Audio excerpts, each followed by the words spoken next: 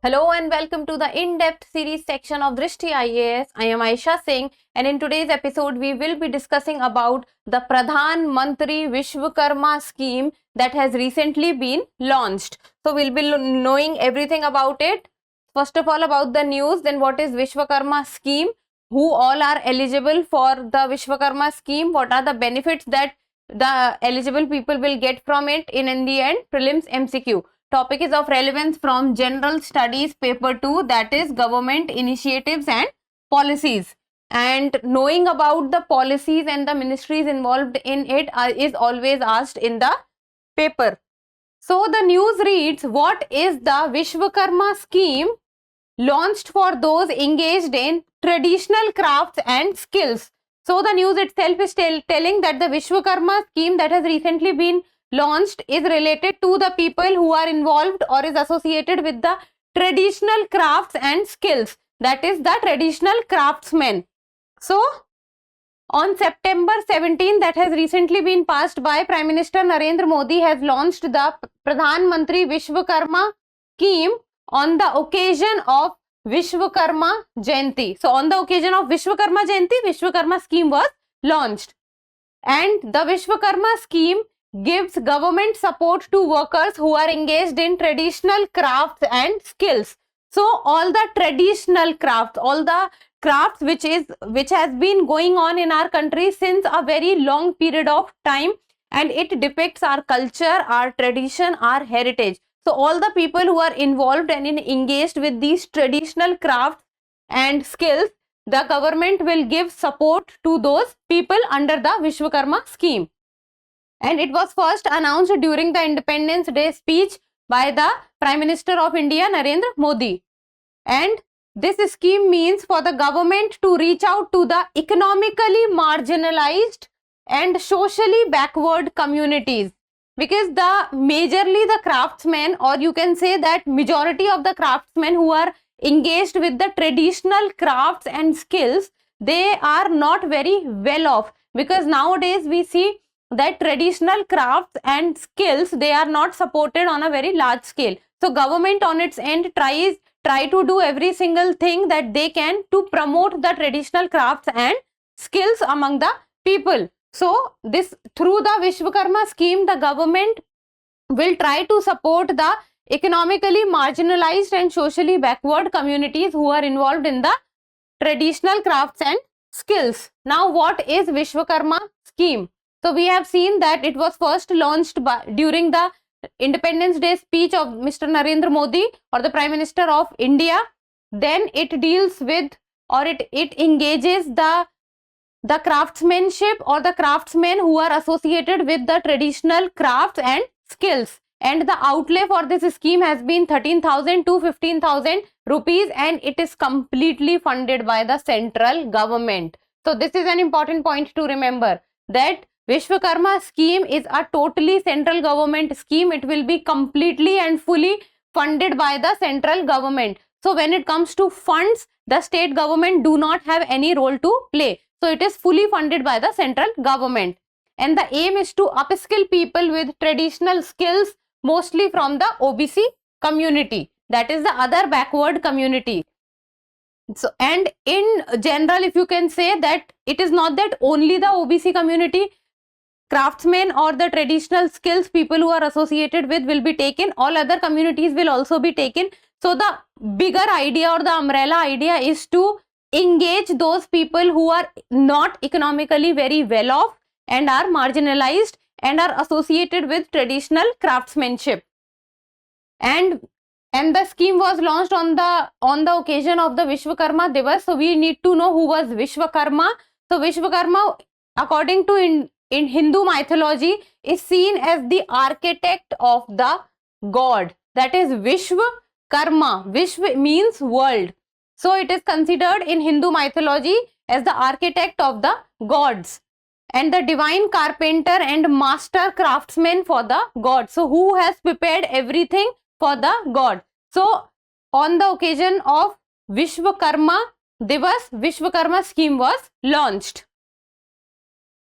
Now who is eligible for the Vishwakarma scheme? So who all are the people or the or the professions who can take part in the Vishwakarma scheme. So those are carpenters, boat makers, armors, blacksmith, hammer and tool kit makers, locksmith, goldsmith, potters, sculptor, stone breakers, cobblers, masons, weaver, doll and toy makers, garland makers, washermen, tailors, fishing net makers, or etc. So these are the people who, or these are the professions who will be associated or who will come under the Vishwakarma scheme, because these are the things which is associated with our traditional craftsmanship or traditional skills. Now, what are the benefits that the people who will be associated with the Vishwakarma scheme will get? So you can say that what are the features of the Vishwakarma scheme. So the Vishwakarma workers, all the people who will come under the Vishwakarma scheme will be regarded as the Vishwakarma workers. So the Vishwakarma workers will be registered for free through common service centers using the biometric based PM Vishwakarma portal. So what will happen? First of all, there will be a PM Vishwakarma portal, and all the people who are eligible under the Vishwakarma scheme will need to update or will need to get in touch with this PM Vishwakarma portal. And how they can get involved in this is through the common service centers. So common service centers are the places where people can go and take advantage of the e-governance facility by the government. So biometric based PM Vishwakarma portal. So there will be a portal. All the people or the Vishwakarma workers can participate in it through the common service center, and it will be biometric based, and they can register themselves for free of cost. So the PM Vishwakarma certificate and ID card will be issued to the Vishwakarma workers who will get registered within the PM Vishwakarma portal. So a certificate and ID will also be given to them that yes, they have upgraded their skills, or yes, they were involved with the PM Vishwakarma scheme and they are now eligible to do further work because the upgradation of the skills have taken place. So the skill upgradation involving basic and advanced training. So skill upgradation, and in to be able to survive in such a competitive world in today's time, a craftsman or a worker, and especially the traditional craftsmen who need to keep on upgrading their skills and refine their skill with each passing time. So they will be able to do the skill upgradation on basic level as well as advanced level. And the toolkit incentive will also be given to them of rupees 15,000. So the toolkit incentive will be there for them, that they can buy their toolkit, and a collateral free credit will also be given to them. So that will be a collateral free credit. So they do not have to give any kind of collateral and they will be able to get the credit. And the credit support will be of two types. That is, in first tranche they will be able to get the credit support of rupees 1 lakh, and in the second tranche they will be able to get the credit support of rupees 2 lakhs.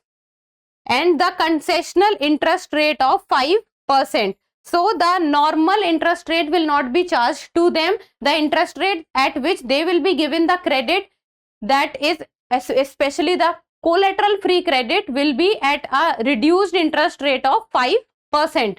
So these are few of the benefits. First of all, PM Vishwakarma portal through the common service center, registration is for free. It will be biometric. Then a certificate and ID will be issued to them, so that it will be a proof for the people that skill upgradation has taken place for them. And the skill upgradation will be of two types, that is basic training and advanced training. Then the toolkit incentive will be given to them of how many rupees? That is 15,000 rupees. Then loan can also be given to them, but that loan would be collateral free loan, and the loan will be in two types, that is 1 lakh first tranche, 2 lakh second tranche, and the rate of interest that will be charged is very concessional, and that is 5%. So these are few of the benefits. Moving forward, let's talk about other benefits. That is, incentive for digital transactions and marketing support will also be given to them, because many a times we have seen that the demand for the traditional items or the traditional craftsman stuff is very much in demand if not in India, then outside India. That is, in countries outside India, the demand for the traditional craftsmanship is very high. So if the marketing support will be given to them and digital transactions they will be able to perform, then they will be able to increase their business, or the demand for their products can be increased. Then toolkit booklet has also been released in 12 Indian languages, so that different state people do not face any kind of barrier, and especially the language barrier. And a stipend of rupees 500 will be provided for skill training and rupees 1500 to purchase modern tools. So just to get the training done, a Vishwakarma worker will get rupees 500, and then for buying the modern tools, the Vishwakarma workers will get an incentive of rupees 1500.